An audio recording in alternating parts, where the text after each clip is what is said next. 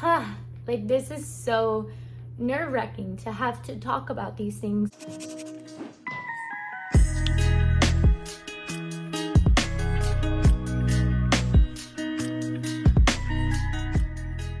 Hello and welcome back to my channel. My name is Karina and I am an SLPA who typically makes speech videos on YouTube to share with other SLPAs. And then I am a mommy as well to an 18-month baby boy. So from time to time I share some of my life and my videos with my son on here as well. I am going to be speaking on the related events in Uvalde and kind of how it's impacted me. So as an SLPA, I do work in a school right now, right? I've been working at these schools for 3 years. I'm going into my 4th year in the school setting. Now, I've only ever worked for the schools that I'm at now.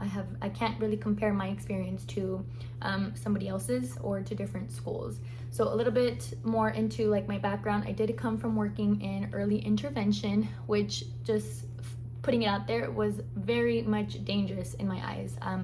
When I started early intervention, it's traveling from home to home. You're going into these homes, working with families and kind of educating them on how they can help their babies from birth to 3 years old with their speech development at home. Now, that to me, when I first took the job, fresh out of college, it was no issue. I didn't think twice about it. It was just, okay, this is my pay. This is what I love to do. I'm ready. And then I quit actually for a variety of reasons, but one of the big reasons is it's just dangerous to me.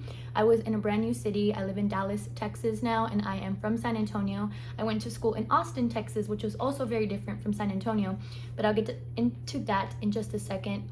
Dallas, to me, just the areas I was working in, whether it's North Dallas, West Dallas, whatever, the areas I'm working in, like, you have to think about, as a woman, you're going into homes that you don't know, right? And then the likelihood of getting into a car accident is very up there, and it makes me anxious just to say that. Like, the thoughts of that going through my head is very scary, but it's the truth, right? That's the reality. The early intervention setting to me was very dangerous. You get creepy men who ask you to come in to take care of their child, or even women who ask to leave for a few minutes and stuff, and you just can't do those things. Like, it's not a desirable setting for me, at least.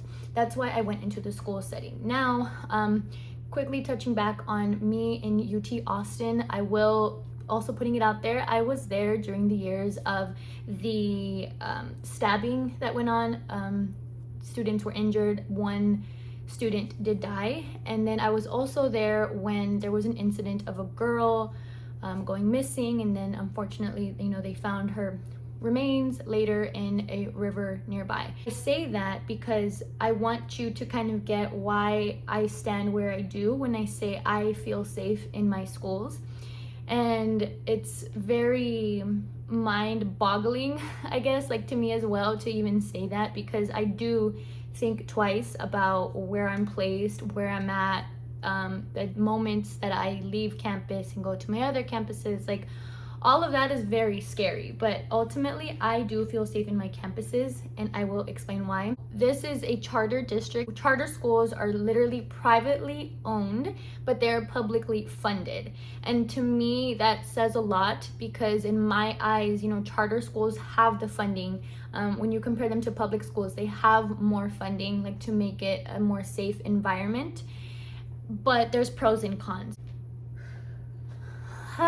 Like, this is so nerve-wracking to have to talk about these things and just compare the pros and cons of public school or charter school. The pros in my school, like, it's just so sad to me.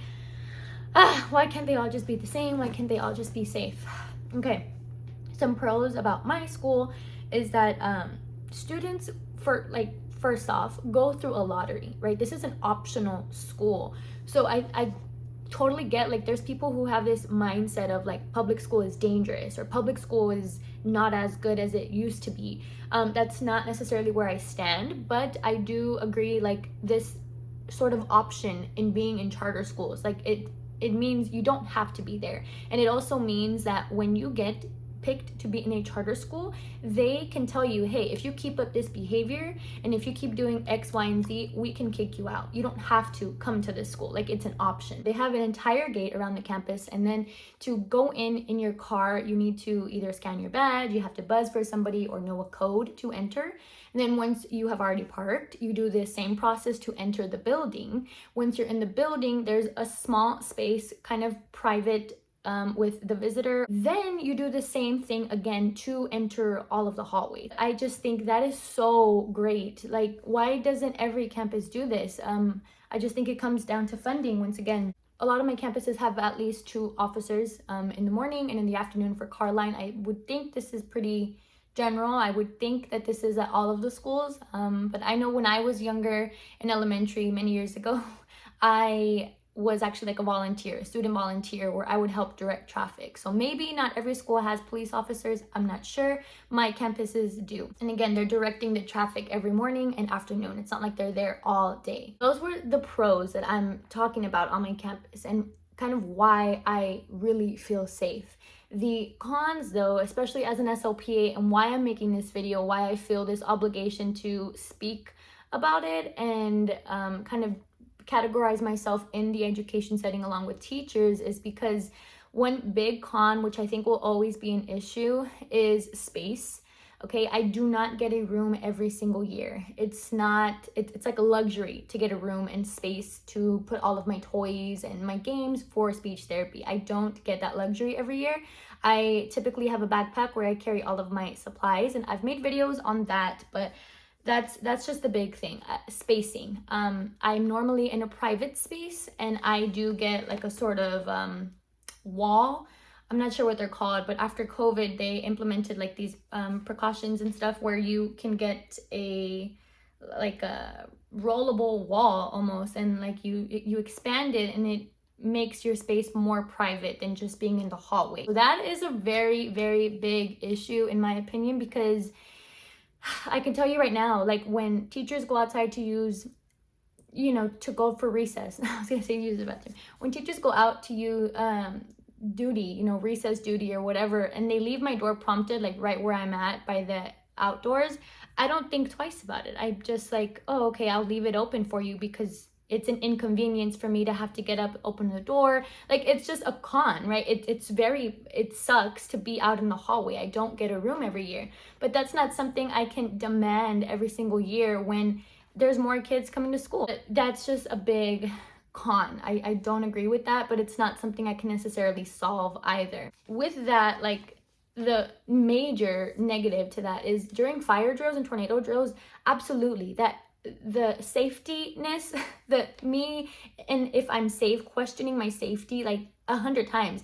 I think about this throughout the year during tornado drills and fire drills, because I cannot just duck down under my little table in the hallway. Or for a fire drill or tornado drill, for example, like they go around and check if you've locked the doors, and I don't have a door. So I have to, in those cases, make the time to go to a room next door, or I ask someone, hey, during this time and this time, can I enter your room and be here? Like, it's such an inconvenience to have to do those things, right? Like, that's not what it should be about. So during those moments, I for sure question my safety. But again, like, it's never really come to my mind that it's something I would have to face. And sadly, after the recent events, it is something I've thought twice about. And I'm even thankful that I walk off of campus, alive, because just, the walk to my car, like, anything can happen in those moments. And that's why I earlier brought up like the UT events and early intervention. Like, this stuff happens all the time, right? And it's not something that's prompted me to necessarily like go out and buy things for my safety. I just don't, I don't know. I don't know. The takeaway here is really, in reality, I do not have a plan. I don't. I do feel safe in my schools, and what happened in Uvalde is terrifying. I'm sure for teachers it's a lot to take in as well. You're there all day. I necessarily don't have to be, but I would hope and pray that my district and all schools take extra precautions. I don't know what those precautions would be, but my solution, like, you know, if funding allows, is for sure like to build a gate of some sort, and like I mentioned, like have multiple ways of getting into the school beforehand. I mean, that's really all I can compare it to, though, right? Like, don't take my solution seriously and be like, no, you're wrong. That's not what I'm saying. I'm just, I really think my feeling of safety comes down to the fence around the gate that is around my schools, and then their protocols, like on how they come in, and buzzing and stuff like that. But space is still the biggest issue in my eyes, and I do think charter schools definitely have the funding to take, you know, these safety measures. And it's sad, right? Almost every time a charter school is being built and that they're taking like public money, it's almost that, you know, that dollar or two is being taken away from public schools. So I don't know how to solve all that. That's not what I'm on here to talk about. I, again, do feel safe in my schools. So I will catch you all in my next one. Bye.